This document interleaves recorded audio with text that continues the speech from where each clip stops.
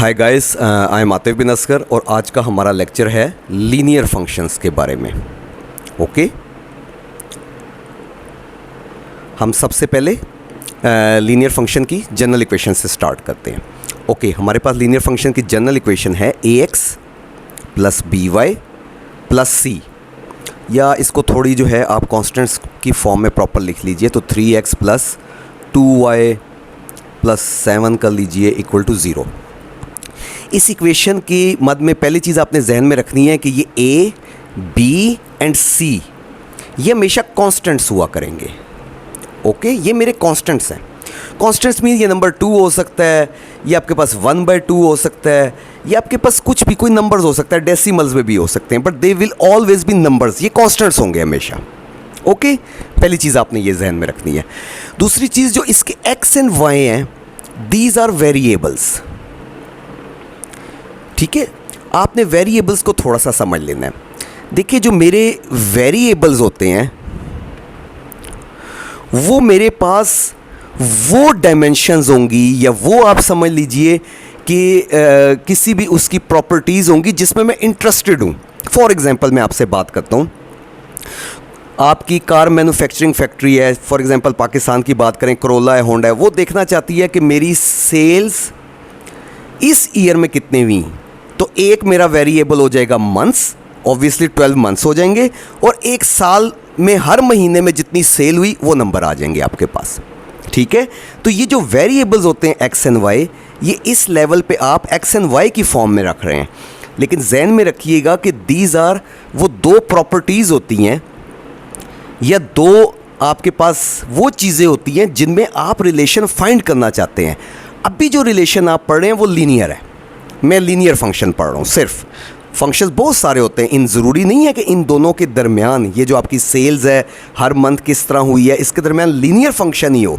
लेकिन कोई भी फंक्शन रिप्रेजेंट कर रहा हो, वो बेसिकली दो जो चीज़ें उनके दरमियान रिलेशन कायम करने की कोशिश कर रहा होता है, रियलिस्टिकली, जो असल में हो रहा है। ठीक है, इसी तरह आप देख लें, मैं देखना चाहता हूँ कि जो मेरी एयर की डेंसिटी है, यानी एयर कितनी थिक है कितनी थिन है, वो एटमॉस्फेयर के साथ कैसे चेंज हो रही है, यानी जैसे जैसे मैं हवा में ऊपर जा रहा हूँ वो कैसे चेंज हो रही है। तो एक मेरा वेरिएबल हो जाएगा डेंसिटी, ठीक है, और एक मेरा वेरिएबल हो जाएगा क्या, हाइट, ज़मीन से आपकी हाइट हो जाएगी।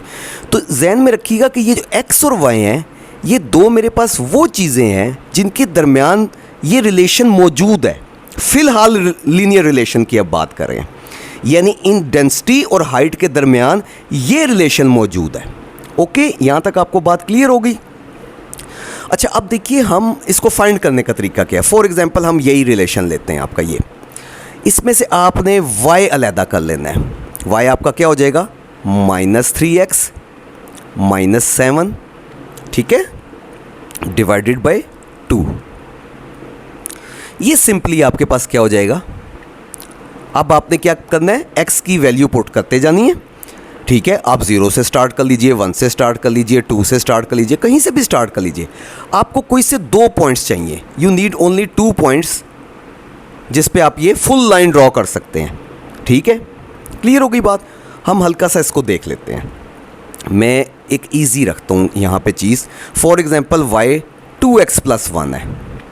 ठीक है, मैं अगर इसको ग्राफ पे ड्रॉ करूँ तो जब मैं x1 पुट करता हूँ, यानी ये मेरा 1 हो जाएगा, तो y कितना आता है देखिए 3, ये आप इसको 3 कर लीजिए, तो ये मेरा नंबर हो गया। ठीक है, मैं x0 पुट करता हूँ, यानी कि ये मेरा 0 है।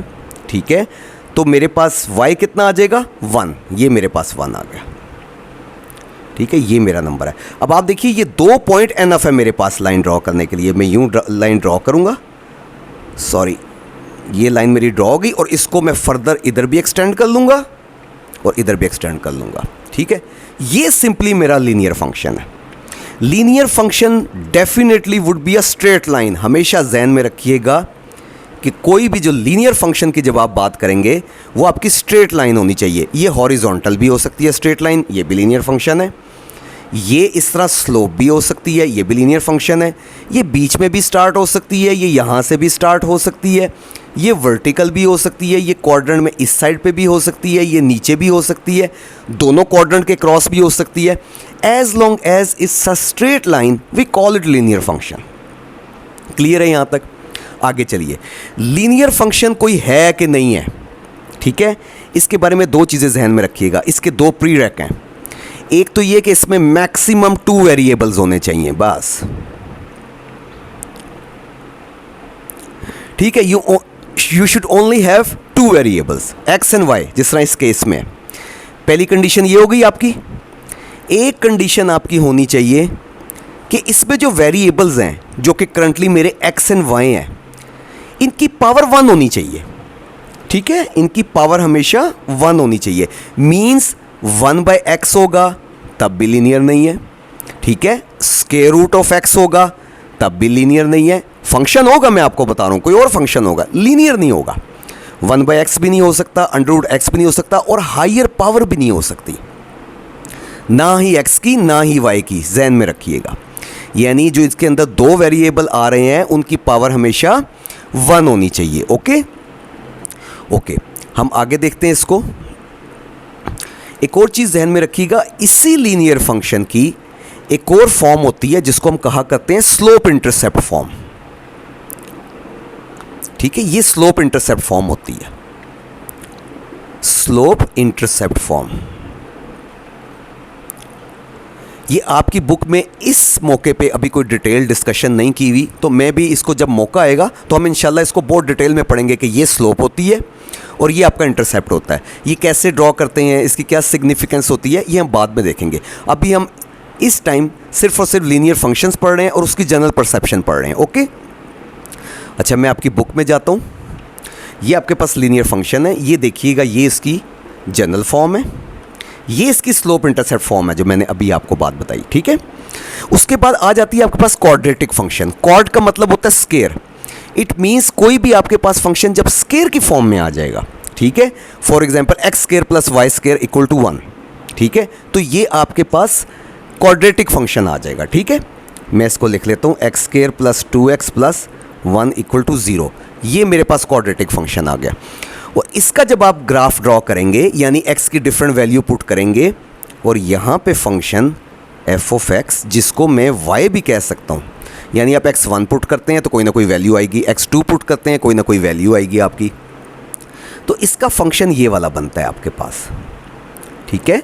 इसमें सिर्फ आपने एक चीज़ नोट करनी है कि आप x की वैल्यू पॉजिटिव करें और नेगेटिव करें। y की वैल्यू एक ही आ रही है, ये देखिए यहाँ तक के लिए, ये देखिए y यहाँ भी यही है, यही वैल्यू है, यहाँ भी यही वैल्यू है। आपने x माइनस पुट किया है तब भी y की वैल्यू यही आई है, इसमें आपने x पॉजिटिव पुट किया है तब भी आपके पास यही वैल्यू आई है, ठीक है। ये इसके अंदर एक इंपॉर्टेंट चीज़ है।